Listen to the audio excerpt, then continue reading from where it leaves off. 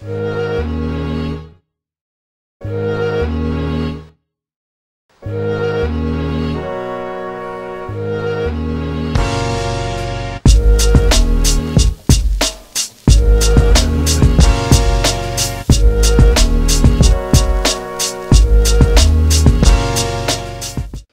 everybody, welcome to another episode of Mad as a Goat. Today I want to talk about this new age gangster thing. You know, all these cats that are coming up and joining gangs and selling drugs and doing it mostly for recognition.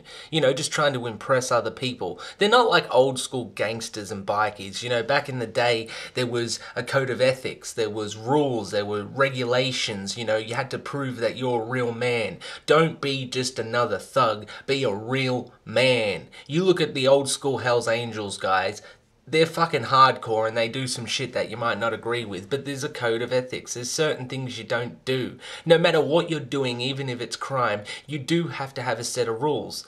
Like for instance, let's say you sell drugs. You even have to have a set of rules for your customers. If you just let your customers do as they please, the chances of getting caught or, you know, coming across trouble or invasion of privacy, you know, you got to set rules. You can call me now, you can do this here, this is how we do it. There's rules with everything, and I hate these new age thugs, and they're not even gangsters or criminals, they're just thugs, they're assholes. People who go around just stabbing people. Like I was watching a clip from Today Tonight yesterday, and it's about these guys who call themselves the Broady Boys. Now, if you're not familiar with Australia, we have a suburb in Melbourne, it's called Broadmeadows, and it has a reputation for basically a lot of really shitty people coming from there. So these Broady Boys are like a representation of all the shit stuff to do with Broady. Some bits of it are good, these are the bits that kind of put the whole area down. These guys were there bragging about, if I see someone, it doesn't even matter, I'll just stab them. You know, I'm hard, I'll just stab them. That doesn't sound hard to me. I don't care what you say. A person that scares the living fuck out of me is a person who retaliates beyond anything. You know, you're just going around with a knife stabbing people for no apparent reason. One day, and it's probably coming soon, someone is going to just be able to retaliate, and I don't think they're going to stop at putting you in hospital, because you've put yourself out there in the public. Everyone knows, you know, the common enemy. We hate these people, and I'm not just the only person saying this. There's millions of other people in this country who hate that. You put yourself out there bragging about it, one day you're going to come across that psychopath, because a psychopath is a lot more scarier than a thug. A thug is just mean and uses weapons. A psychopath can be my build and choke you to death, no matter how big you are. When a psychopath is driven, they're driven. Nothing stops them. You know, I've heard stories of people who were so psychotic, they get in a fight with a bunch of people in a bar, get stabbed, leaking blood everywhere, lose half their blood, but fight right up until the point where it goes beyond half of their blood and they can no longer stand. There's no blood going to their brain. I mean, they fought right through that. Most people, you get stabbed and you're going to at least slow down, at minimum, unless you're on speed or something. You know, there's people, you're going to stab them and they're going to turn around and really show you what violence is about. I hate this attitude with gangster. People think it's cool to go around like a thug, you know, stealing and robbing and being an asshole. There's nothing cool about that. You know, the Hells Angels, they're kind of cool. You know, you might, I don't agree with everything they do, but there is a cool thing about them. The old school Hells Angels, it's like a club, it's a family. You know, you look at The Godfather, even they have rules, and that's why that scene just comes across as so cool. It's not just a bunch of dickheads who don't know what they're doing, hurting innocent people because they have some sort of inferiority complex with themselves. They're, you know, I don't fit into society, I can't get a job, everyone hates me. You know, I was there too. Did I go around beating the shit out of people? No, I fucking dealt with it. That takes more, you know, testicular fortitude than going around and taking your problems out on everyone else. And, you know, some of them talk about how it's racism in Australia. Yes, there's racism everywhere. I don't care what continent you're from. If there's multiple, you know, cultures there's going to be racism. Some people are just dicks. Some people take that out on people with violence. Some people do it with their words and racism. It's annoying, but a lot of people just deal with it because they know they're dickheads. A lot of people hear some dumbass make a comment to them, you know, putting them down from, you know, religious reasons or their colour of their skin or where they're from, and they just simply ignore it because they're pretty much smart enough to just go, well, that person is a dickhead. If I retaliate, I'm basically giving validity to their comments, you know. A lot of people call it peaceful activism. It's called just not listening to dumbasses. And when you stop listening to dumbasses, everyone realizes that they're dumbasses. You know, it's that simple. But these people that have little problems, oh, life's too hard, so fuck everyone. I'm just gonna fuck them up. You know, it's war. It's fucking war. You want to talk about goddamn war? Most people in this country haven't even seen a fucking war zone, okay? If you were born in Australia and lived in Australia your whole life, you don't know what a fucking war zone is. We have Sudanese people here, Somalian people here, people of various cultures. Go talk to them about a fucking war zone. I got a guy that I work with and he's killed people. Yeah, he's done that. That was what he did when he was over there, and, you know, I don't judge him for that. But he doesn't stand there and say, it was cool, man. Fuck him. I just walk up and bang, bang, bang. No. 100% serious, which is, one, a lot more terrifying. This is a man that if he has to, he will. And nothing will stop him. And he's very efficient at what he does. He doesn't have to get in a gang. He is a one-man army if he is set off. Imagine if you come across that guy with your little knife. Yeah, I feel bad for you. I feel bad for these people who think being thug and being gangster is a good thing, because there's only one way that ends, and it's death. That's what it is. So I just laugh at it. I mean, I can't believe these people are so fucking fucked up. And I don't fully blame them and the society. I somewhat blame their parents.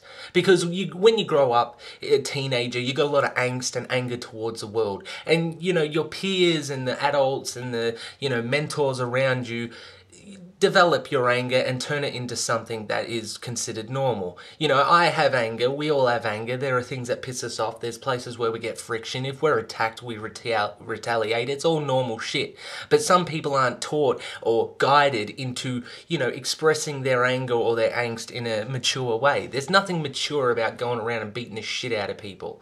Anyone could do that. Anyone, any group of people could go around beating the shit out of people. Anyone can do that. And I don't care how big your muscles are, how many tattoos you got. It's not cool. Don't be doing that. I just feel bad for you. Instead of going around stabbing people and robbing, you could have been going to uni and getting an education. You know, you can make a lot of money being a criminal, but how much better is it when you make a lot of money legitimately and there's no restrictions on how you can spend it? A lot of people think drug dealers are living it up. They can't even spend most of the money they make. Think about it. You know, you're getting money, and large quantities of money, no tax file number included, nothing there. No proof of how you got it. The first assumption by the police is that you were doing something illegitimate, you're caught. You've heard about this, money laundering and hoarding money and stuff like that. Look at Breaking Bad, it's actually quite realistic to what would happen, you know, on that scale of drug dealing. It does progress a little bit too quick for, you know, reality's sake, but that's what will happen. You'll be screwed. It's just a never-ending cycle of selling and buying and beating and bashing and selling and buying and beating and bashing, and you're just going to live that, and it doesn't end. It either you fall into the consequences of death because of it, or you do it till the day you die. There's no pension, there's no superannuation or anything like that. It's not worth it. I don't understand why these cats think this is cool.